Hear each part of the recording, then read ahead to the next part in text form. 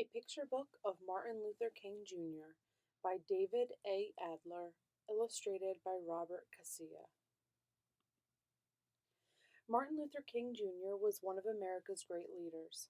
He was a powerful speaker, and he spoke out against laws which kept black people out of many schools and jobs. He led protests and marches demanding fair laws for all people. Martin Luther King Jr. was born on January 15, 1929, in Atlanta, Georgia. Martin's father was a pastor. His mother had been a teacher.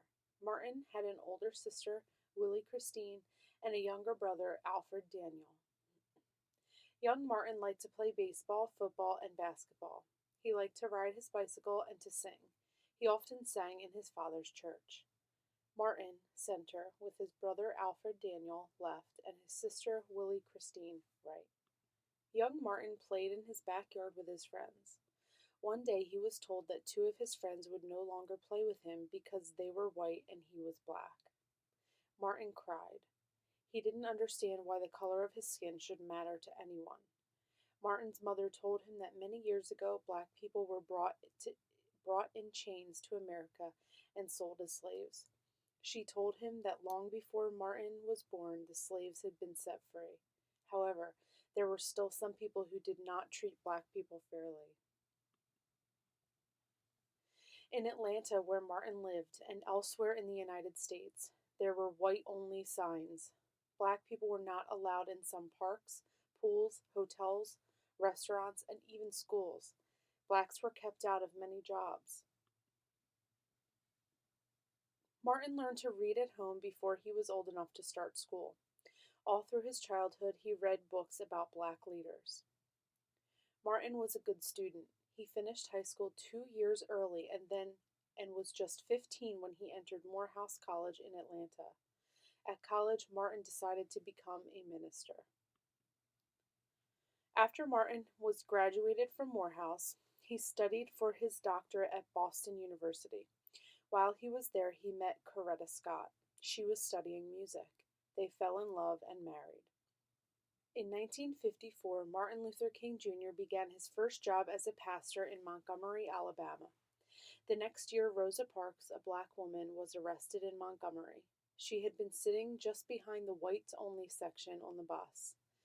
When all the seats in the section were taken, the driver told her to get up so a white man could have her seat. Rosa Parks refused.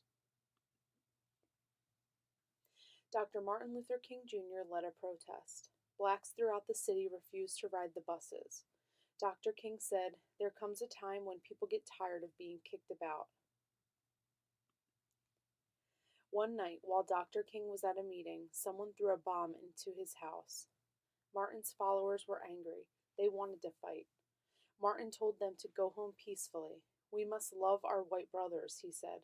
"We must meet hate with love."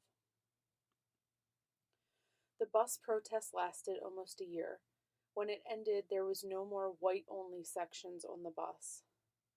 Dr. King decided to move back to Atlanta in 1960.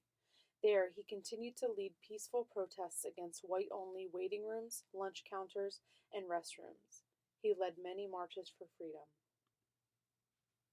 In 1963, Dr. King led the biggest march of all, the March on Washington.